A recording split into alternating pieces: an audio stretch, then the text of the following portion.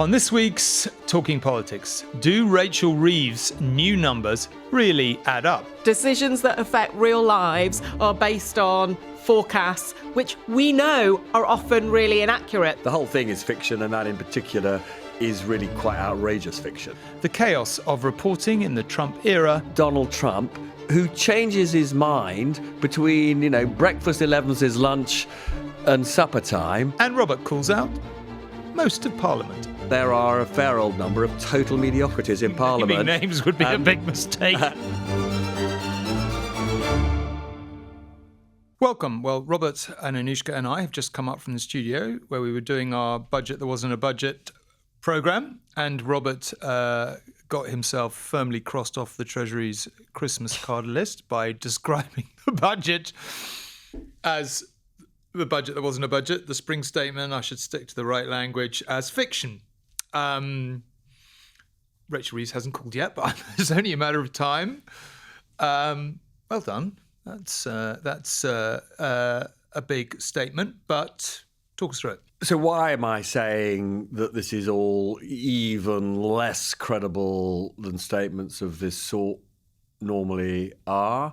And there are two reasons. One is because we live in dramatically unstable, uncertain times, and therefore the OBR's growth forecasts for 26, 27, 28, 29, which are all pretty positive. And I just think, in a world of Trump and tariffs and also all sorts of other uncertainties relating to the sustainability of US debt and confidence in the dollar, all this stuff is, sort of sticking your finger in the air, possibly less reliable than doing that, frankly, in my view, because if you stuck your finger in the air and used a bit of common sense, you would not be as optimistic as that on the growth front. And then when it comes to the cuts that she has announced, a big chunk of those savings come from the fact that she has penciled in or inked in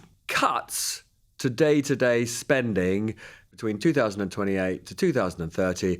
And given the history of public spending over the last 50 years, I do not believe there will be those cuts in 2028 to 30. And so the whole thing is fiction, and that in particular is really quite outrageous fiction. But also protections from what? They don't have to have their own self-imposed fiscal rules. And the thing that I do find somewhat frustrating about all of these things is basically decisions that affect real lives are based on forecasts, which we know are often really inaccurate. The OBR and will be grotesquely inaccurate. Probably will be grotesquely inaccurate. We know that they tend to be on the more optimistic side on growth, but we also know, by the way, that they don't put into their figures, and this is because how would you put this into an economics model, the way that politicians behave. So the way that politicians behave is that when they've got more fiscal room, they spend more than the OBR predicts. And when they've got less fiscal room, they still spend more than the OBR predicts. And so I just, I'm not saying that it's not the right thing to have an independent forecaster who looks at what you're doing. But so much of government policy is decided by forecasts into the future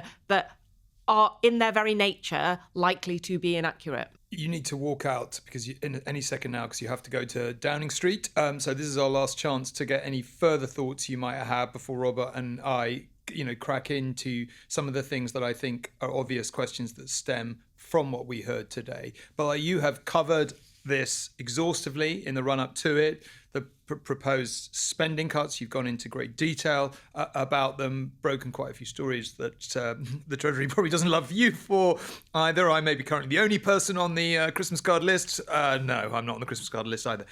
What's your sort of final thought, having sat there and listened to it? Well, I just think there is a political big question here, right? This is a Labour government. It took over from a Conservative government. It pitched itself as a pretty centrist government, and maybe in many ways it would be in line with where the Tories are. But they're making big decisions that are going to affect the types of groups that you wouldn't necessarily expect a Labour government to hit hard. Because I'm going to try and keep you slightly longer. You've looked at the impact assessment of these changes to eligibility for personal independence payments, that's payments to disabled people, and the halving of the rate of health-related universal credit for new claimants. What is your sense of how many vulnerable people are going to lose significant sums of money? Well, the government are saying that 800,000 people who would otherwise qualify for PIP are no longer going to. 370,000 currently who get the disability benefit, which is a benefit to help with the cost of disability, will lose it at reassessment. The rest will. And that's in the next 5 years, is it? In the first place. I would have to go back and look at the timing of when that happens. Yeah. 250,000 people they think will be pushed into poverty, including 50,000 children. Sorry, the government itself concedes 250,000 people, including 50,000 children, pushed into poverty. Yes, as a result of changes to welfare. The government has definitely been somewhat taken aback by this scale of upset about the welfare changes. On the first night that we had the leak and we had a lot of the kind of different measures in there, they delayed the plans to announce it by a week from the next Tuesday to the Tuesday after because they were inundated with MPs going, hang on, this is not what I came into politics to do. There were particularly worries about the fact that they were going to freeze personal independence payments. They actually pulled back on that. But the rest of the package, and at the time I thought this, I was like, the freeze is almost the least of it because the rest of the package massively affects a lot of disabled people. Now, I think they've taken some of the heat out of it, partly by U-turning on that point, partly by holding these sessions for every single MP, backbencher to get there. But unquestionably, they were taken aback that it wasn't just the usual suspects in their minds on the left. It goes all across the party. Add to that, by the way, other cuts, all of which it's quite a loyal set of backbenchers at the moment to Keir Starmer, but a huge cut to overseas aid, a huge cut, which, by the way, Keir Starmer himself argued against a smaller cut really passionately only 4 years ago, which is causing worries. The way they're going to persuade people to do this is because the world's a more dangerous place. You need to spend money on defence. But I think you do start to get to the point where you say, who are you choosing to take money from? I need to get in here because I know you're in the interrogation chair, and Robert and I, if you're watching this, are both desperate to interrogate Anushka before we know she needs to walk out to her Downing Street press conference. But just before you go, I've got a quick question, which is, if Robert's right and today's figures in terms of growth projections and so on and all the rest of it are fiction, and they do have to find more places to get more money, either tax increases or public spending cuts. Let's just talk about public spending cuts for a second. Where do you think they'd go? Well, they have to go to unprotected departments because they have protected big departments. But they're not going to go to defence. Well, they're saying again that they're going to. Defence is protected. So just to be clear, even if they defence and health are protected. 3.6% increase in health, I think, was what they're talking about. They're talking about holding education in real terms, so rising with inflation, which, by the way, I'm already hearing of head teachers telling colleagues here they're not happy with that. That is a pretty big protection compared to other departments. And, of course, all this extra money to defence. So what are the unprotected departments? You know, Home Office. Home Office is going to be hit really, really hard. Where's it going to take money from? Is that policing? I mean, one of the missions is to provide, better policing on our streets. Local government, we've talked about a lot. And I think the things that are going to be really difficult for them to solve there are special educational needs. I mean, you talk to people in government and they are terrified about the fight they're going to have over that. They know they're having a fight on welfare now. I've covered SEND a lot in my kind of here and in previous jobs. The campaigners, the parents, the people who are fighting for their children, they are A, going to fight like hell, and B, they are a really sympathetic group. So that is going to be really hard. The big thing they're going to try and do there is say mainstream schools have to be able to accommodate these children. But mainstream schools are saying, we've just had years of austerity and we can't cope. So that's really difficult.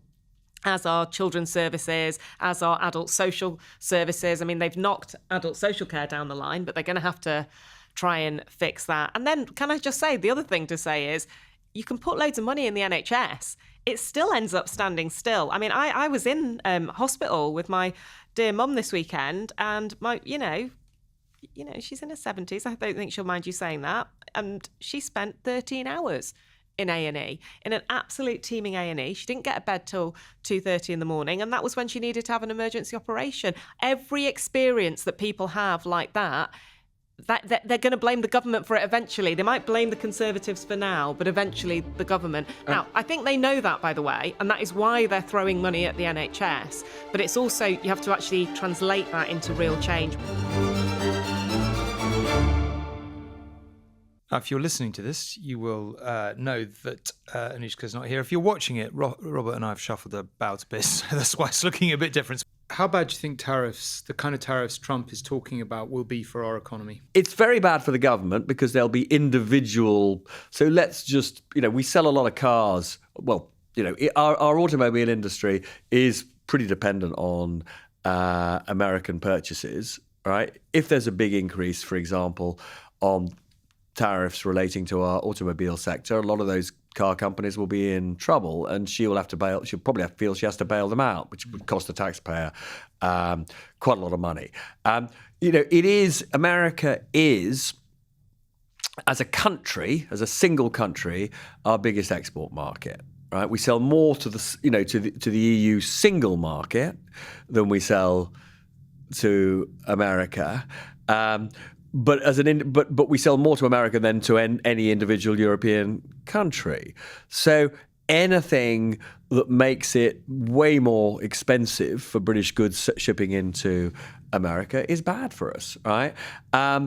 And it's also bad for us as a very open economy, that if what Trump is initiating is just global tit-for-tat tariffs everywhere you look, you get a slowdown in trade in general. And again, that is bad for us. You've seen the indices, consumer confidence and so on. Do you think, if you had to bet now, that the industrialized world will enter a recession, or do you think it's not yet clear that it will? One of the things that's quite striking, this is true of the UK, for example, and it's also true of America, is that as we have been coming into this difficult time, the sort of balance sheets of individual people are in better shape, way better shape than they were back in 2007-8 during, the global financial crisis, where consumers were heavily indebted. Actually, households have got, they've rebuilt their savings, right? Part of the problem for an economy like Britain at the moment is that despite the fact that British consumers have savings, they're not spending because they lack the confidence to spend.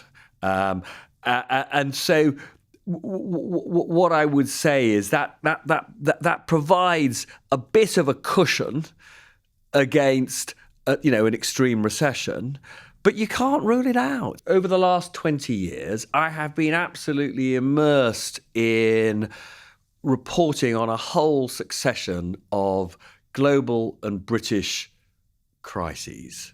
All right, breaking stories, making forecasts about what was going to happen. Global financial crisis, followed by the British decision to leave the EU, followed by that incredible mess over the terms of leaving the EU, followed by COVID. As a sort of reporter on these things, as a forecaster of what's going to happen, this has been, the last few weeks since Trump became president, has been the most stressful and unnerving of my entire career.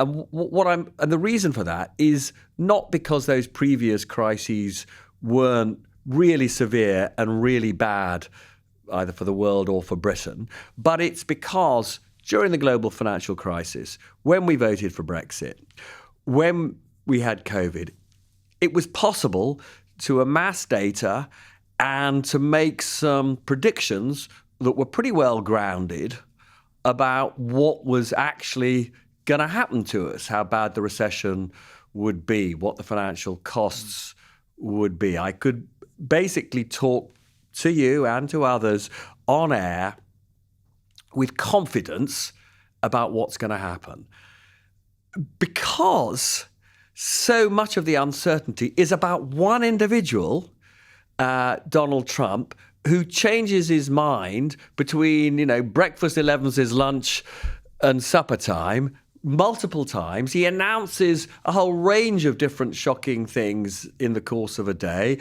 He starts off by making one set of scary announcements about tariffs, then he modifies as you go on. It's the impossibility of making a rational forecast that is a nightmare for somebody like me, and it's a nightmare for businesses too. One of the reasons the economy is slowing down is because big international businesses located all over the world are sort of in a state of panic because they just cannot rationally assess the economic climate even a few weeks out in order to make investments. So this is a really terrible period. Nobody likes being bullied, right? And a lot of people feel that's what Trump's doing to his allies, or supposedly his allies. And a lot of people feel we're kind of being pushed around and bullied. And we Brits seem to be absolutely of the view, and I think for understandable reasons. And so far, Keir Starmer's poll ratings have been pretty good, partly as the result, I think, of British people thinking, well, he's trying to be the grown-up in the room. But I'm just not sure people listening to this podcast, some of them may, but I think a lot of people don't really like the kind of sense of, we just got to do whatever we just got to plead with the Americans not to beat us too much. It's just not a very attractive kind of attitude. And you've talked about the digital services tax, which will be under a lot of pressure to drop. I don't think kowtowing to the tech bros is going to be particularly popular. But I think people listening to us discussing this are going to have one question for you. I certainly have a question for you. To what extent can we get back on our feet and stand up to the Americans a bit more? I think it is just worth pointing out to listeners something that I do not think is widely known, which is on April the 2nd, in just a few days' time, Washington, the Trump administration, has said that it will come up with a number, I don't know, 8, 9, 10, 11, 12%, which it believes for the UK and indeed for all sorts of other nations is effectively what they see as the tariff and sort of proxy tariff that they say we are imposing on the US, right? So VAT.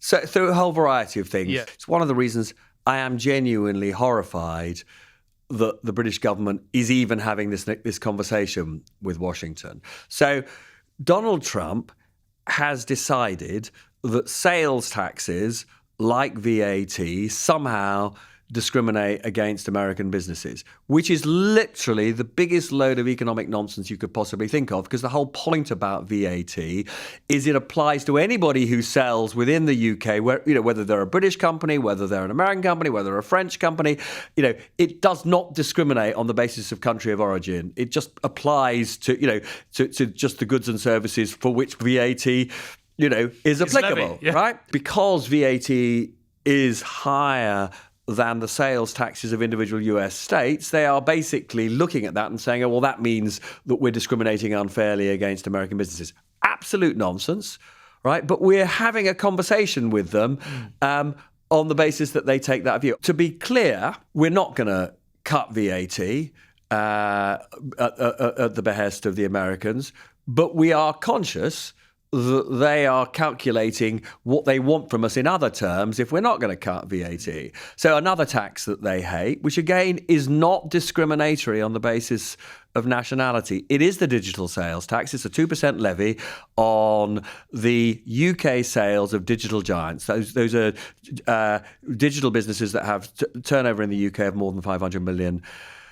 And to be clear, it's a perfectly reasonable tax. It was introduced by the last government in 2020, and it's intended to level the playing fields of British retailers and British media companies, all of whom have way higher overheads because they have to operate out of shops and offices, way higher overheads than the likes of Amazon and Google and Facebook, Meta. And so basically it gets £800 million a year from these businesses. There's a slight levelling the playing field between these companies and UK companies. Now, to be clear, the only reason they pay that tax, your Amazons and your Metas, is not because they're American. It is just because they dominate that kind of digital industry. The British government is taking seriously a request from the Americans to either cut or remove that tax. I think it's outrageous we're taking it seriously. I mean, if you think about the passion... Robert, say what you really think, mate. But if you think about... you and I lived through the stress, right? You and I lived through the stress of the referendum leading up to Brexit, right? Well, we should explain why. Let's jump in there. So I'm going to let you carry on. But part of the reason I think we found it so stressful was the gap sometimes between what people believed to be true and what actually was true. And I think, in a way, for me, it was the kind of that was the first signs that we were beginning the disinformation age, where people were like, we're going to believe what we want to believe. We don't, we've got our own facts. And I think that was just so counter to what you and I had grown up with, which is that people in our position, of course, inexpertly, haphazardly, not always correctly, and sometimes, of course, with biases here and there. I'm not saying we were, but everyone, no one is perfect. Everyone comes at it from the perspective of their own education and all the rest of it. But we were all trying. We're all impartial broadcasters. We're all governed by Ofcom. We were really trying to kind of establish these facts, and that was the beginning of the period for me where it just got harder to get the public to get some publicly accepted facts and analysis. Anyway, that's my take on it. Carry on. And that was certainly a big source of the stress that one felt. One of the more credible so-called sovereignty arguments that those who wanted to leave the EU made was that it was important for the British Parliament to decide taxes in the UK, right? Because obviously, when we were members of the EU, there were limitations on what we could do with our own taxation imposed by Brussels. So, for example, you weren't allowed to cut VAT once you were a member of the EU and in the EU single market. Now, that was regarded by those who wanted to leave the EU as outrageous. To be clear, when we were members of the EU, we may not have been able to boss the rest of the EU around, but we had a vote, we had a voice, right? When decisions were made on things relating to tax or trading rules and all the rest of it, we had a voice, and a pretty influential voice. People took Britain seriously within the EU, right? What this government is currently contemplating is allowing a bully American president to simply say he doesn't like a British tax, and we are thinking about doing what he says. I mean, that just seems to me he wouldn't. Yeah, I mean, utterly outrageous. I suppose if he was, he'd say, I'm not a bully. America's just the most powerful economy in the world. I'm trying to get a good deal. But I think that leads me to my. But even if you're not going to accept the bully thing. No, but I think it's a very amount of evidence that what I've just said about him is, pretty well founded. But even if you're not, it is nonetheless the case that he is basically saying, I don't care what the British Parliament wants. If I think you've got a tax that's bad for America, I'm going to force you to. And that is shocking that we're even having that conversation. Okay, but let's accept your term. A lot of people in Britain do think he's kind of pushing the world around or bullying or whatever term you want to use. Almost everyone would agree the way to deal with a bully is to stand up to. Exactly. And we're not. That's the point I'm making. Yeah. And I guess that's my question. We've had a whole lot of new revelations, as we're recording this, maybe more if you're listening to it in a few days' time, about the nature of that signals chat in America, the kind of, classified, they said it wasn't classified. Now it turns out they very clearly were discussing classified information on it. That has, of course, implications for intelligence sharing and all the rest of it. But also, we've had the confirmation today that J.D. Vance is going to Greenland, and now the Danish government saying all events have been cancelled. So the only thing they're apparently going to do is go to a US base there. And I guess what I find myself thinking is, okay, what is the direction of travel here? Do I think it is completely impossible we might wake up one morning to discover that American transport planes have been flying soldiers into, a part of Greenland overnight, and it's effectively now occupied by Americans? Of course, I'd like to think that's impossible. That would be the destruction of the world order as we know it. Do I think it's impossible? No, given how they're conducting themselves, given the things they're saying, I don't know that is impossible. So I guess my question to you on this is really about, whether it's about economics or anything else, is there more we can do? Yeah, can we? And what would that look like if? And so let's get back. So you made the really sensible point that the only way to deal with a bully is to stand up to the bully, right? No question. Okay. All personal experience and history suggests that is what you have to do. You have to. Now, here is a very simple fact, right? Yes, America is the world's biggest single national economy, right? But, okay, if you add together the value of the EU's economy, other European countries' economies, including the UK's, Canada, Australia, Japan, just those, right?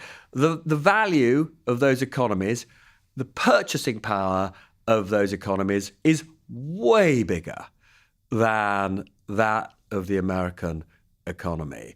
And American multinational companies are massively dependent on selling to the EU, to the UK, to Canada, to Australia, to Japan, right?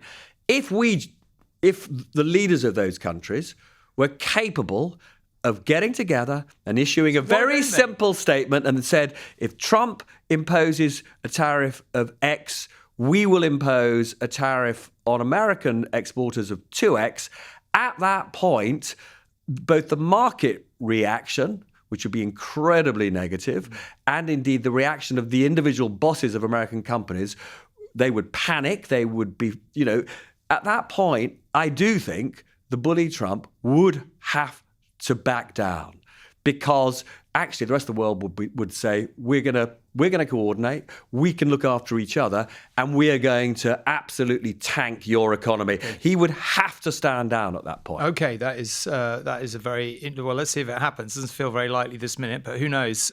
Somebody like Mark Carney, who is somebody who has been at the top not only of the Bank of England, but of an international institution called the Financial Stability Board, who is incredibly well connected, he is standing up to Trump. Yeah. Right now, Trump is basically seemingly getting his way because basically the leaders of the rest of the democratic world are not coordinating. I do think whether it's now or in a few weeks' time, when quite a lot of damage will have been done, they will have to coordinate because of the potential damage. Very briefly, finally, I want to address one thing, because we've had a lot of people writing in about MPs got an above inflation pay rise today. And before I ask you for one final comment on that, I'm going to put my 2 pennies worth in, because this is an issue that you and I have both covered for many decades now. I would say, in MP's defence, we're not often jumping to MP's defences. One of my memories, I started covering politics in the very early 90s, as you did, and one of my memories of that time is prime ministers repeatedly, usually for fairly base political reasons, ducked giving MPs pay rises. And although there were a lot of utterly egregious examples of abuse and indeed greed in the MP's expenses scandal, the one reason I did have some sympathy with some of them is that the whips had gone around saying, oh yeah, we can't give you the pay rise, but don't worry, fill your boots on your expenses, we're increasing your expenses allowance. So I think it's incredibly unpalatable to people. I understand lots of people are suffering. I understand why you'd be angry at MPs having a pay rise, although it was, as I understand it, the recommendation. But I do think we have to be realistic about this. I'm going to say 2 things that may seem contradictory, but they are... You never say things that not are contradictory. What do you They're mean? Not. Okay. Look, it's always politically very hard to give MPs a pay rise when, people are suffering, particularly at the low end of the income scale. Now, as it happens, and this is one of the things the OBR said today that I agree with, is actually because on average, wages are rising faster than inflation this year. This is a year, people may not feel it, but this is a year when living standards will recover a bit. But my more important point is, even if it is difficult this particular moment, because there are still a lot of people struggling and we've got a government that's taking money away from the disabled, it looks incredibly insensitive at this moment to give MPs a pay rise. But, I have said on this programme and widely elsewhere, the quality of our MPs is not what it was, right? I mean, I'm not going to name names, but there are a fair old number of total mediocrities in Parliament. Naming names would be a big mistake at this point. But there's a fair old number of total mediocrities. There are also some brilliant, dedicated public servants, and we're lucky to have them, and it's a very tough job. But basically, one of the reasons why we don't get the quality of people we need is because we don't pay them enough. It's as simple as that. Now, I wrote a book called Who Runs Britain a couple of years ago, and one of the more controversial things that it says is we should cut by probably 2/3 the number of MPs we've got and treble their pay. And I fundamentally, because if at a time when resources are tight, we can't afford, to spend more on MPs in the round, we should just have fewer of them, but better MPs. Well, Robert and I are in agreement, and if you weren't angry with us already, angry with the world before you started listening to this podcast, you probably are now. But for better or worse, that's what we think, and we do always try to tell you what we think, for better or worse, on this podcast. That's it. Thank you very much indeed for listening or viewing, whichever you were doing. Goodbye.